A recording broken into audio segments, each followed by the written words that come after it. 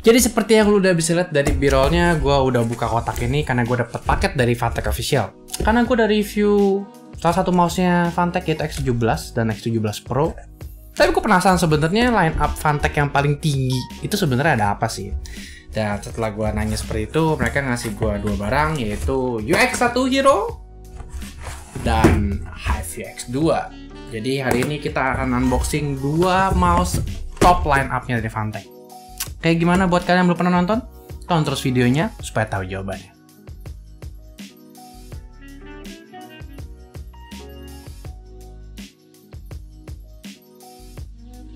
Sebelum gue lanjutin dengan unboxing kedua mouse UX ini, gue mau minta tolong kalian untuk subscribe channel gue. Kalau misalkan kalian suka dengan konten-konten unboxing, macam unboxing UX Fantech seperti ini. Atau misalkan kalian suka review-review teknologi seperti PC, keyboard, atau mungkin barang-barang apapun yang berbau teknologi. Jadi hari ini gue akan unboxing dua seri UX mouse dari Fantech, yaitu UX1 dan Hive UX2. Alasan kenapa gue tertarik dengan Hive UX1 ini adalah salah satu mouse yang punya kapabilitas untuk palm grip dan menggunakan sensor yang lumayan high-end, yaitu Pixar 3389. Dan sejujurnya gue adalah salah satu pemain FPS yang cukup suka menggunakan palm grip. Dan sebelum kita mulai masuk perdebatan tentang grip apa yang paling efektif untuk main, gue seorang filter casual yang suka main palm grip. Jadi tolong jangan dijudge. Dan tentu saja, kalau misalkan kita ngomong dari UX1, dia meneruskan generasi UX selanjutnya dengan tren mouse bolong-bolong yang ringan. Makanya keluar Hive UX2, mouse bolong-bolong super ringan yang tentu saja tidak meninggalkan estetika RGB yang cukup keren. Jadi kita unboxing dua-duanya sekarang aja.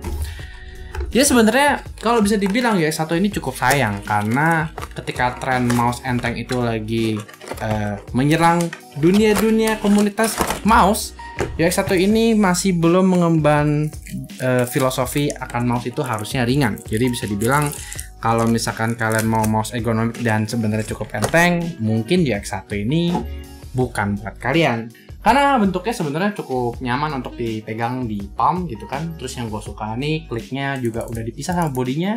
Dia punya DPI changer 2 button, gak cuma satu.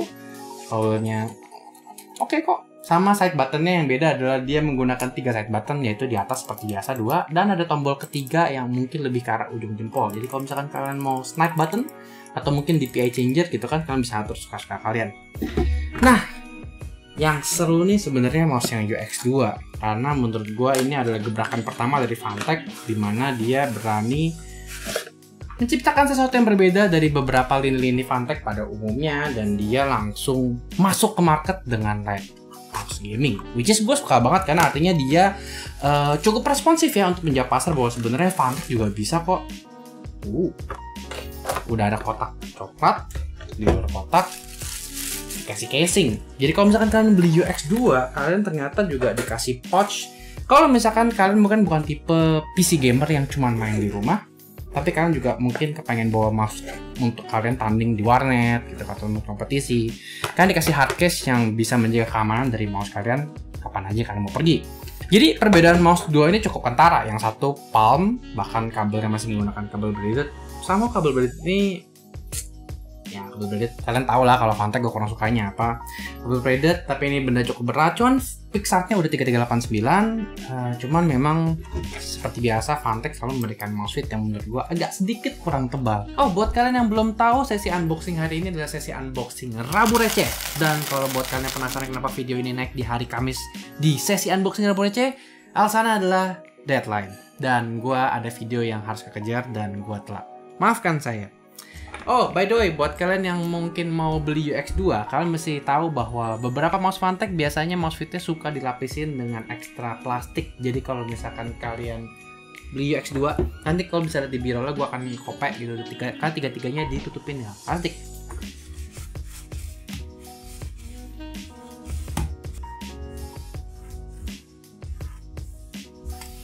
Karena mengejutkan, ternyata pantatnya nggak terlalu gampang kebanting ya. Jadi dia punya distribusi berat yang cukup sama. Jadi kalau misalkan kalian dorong, biasanya itu yang terjadi dengan mouse-mouse berat itu biasanya suka dia berat di pantat gitu. Tapi kalau kalian nggak dorong banget gitu, dorong di tengah, dia nggak sway-nya nggak terlalu gede. Cuman dibanding resistensinya sama si UX2, si UX1 ini kayaknya jauh lebih licin ya. Padahal dia mouse fitnya jauh lebih gede. Oke, kita colokin dua-duanya ke komputer untuk kita lihat seperti gimana mereka kalau berfungsi. Dan ini adalah wujud kedua mouse-nya kalau misalkan kalian nyalain, dan seperti biasa tentu saja kedua seri UX ini punya lampu RGB. Cuman bedanya kalau misalkan UX1 dia menggunakan lampu RGB di bawah atau di sekitar bottom dari UX1, sedangkan UX2 karena bolong-bolong dia menggunakan kayak semacam lapisan diffuser gitu ya, jadi sehingga warna RGB-nya tuh nggak cuman kayak titik lampu terang, tapi dia mencoba untuk jauh lebih merata secara umum gitu kan. Jadi istilahnya kalau dari jauh kalian bisa lihat warnanya RGB gitu kan, maksudnya nggak daripada cuman biasanya kalau mouse bolong-bolong cuman antara di bawah, atau kalau misalkan dari angle tertentu kalian bisa lihat titiknya gitu kan. Keduanya sih nggak ada tracking issue sih, cuman memang yang gua agak bermasalah dengan X2 ini adalah walaupun dia menggunakan desain lightweight mouse, gua ngelihat ada banyak clicking yang bisa kalian dengar kalau misalkan kayak dipencet di sisi bodinya. Menurut gue ada satu hal yang menurut gue agak perlu dites adalah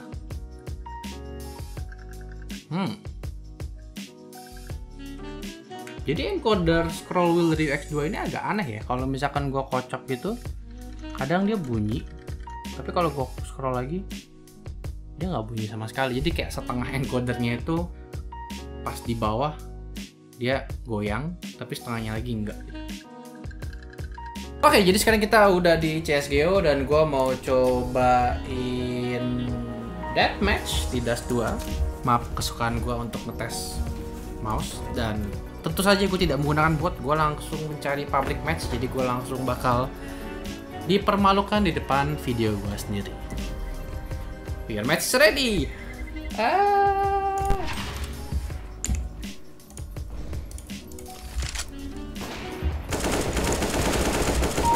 Oke, nice. Enak saja kau. Enak saja kau.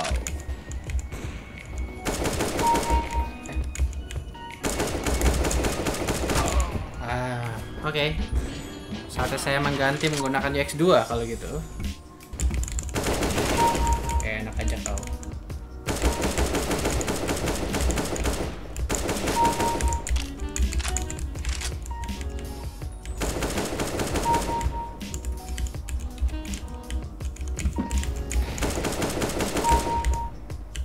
Pantat kamu kelihatan kan?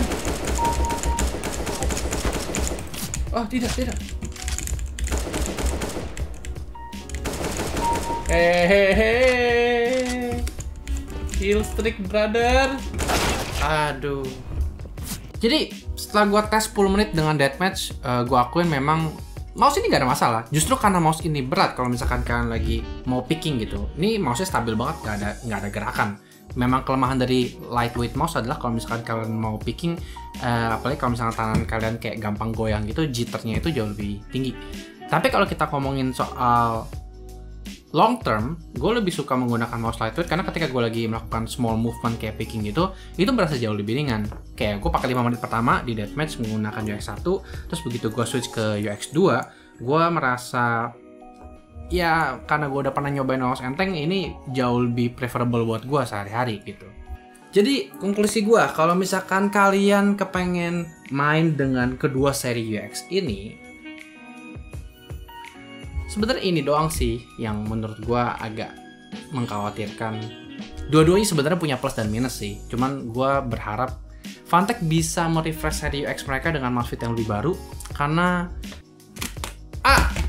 Fantech baru saja memberikan mousepad untuk X17 Pro. Jadi mereka juga tahu bahwa mousepad mereka terlalu tipis dan mereka juga mau mengupgrade dengan mouse PTFE.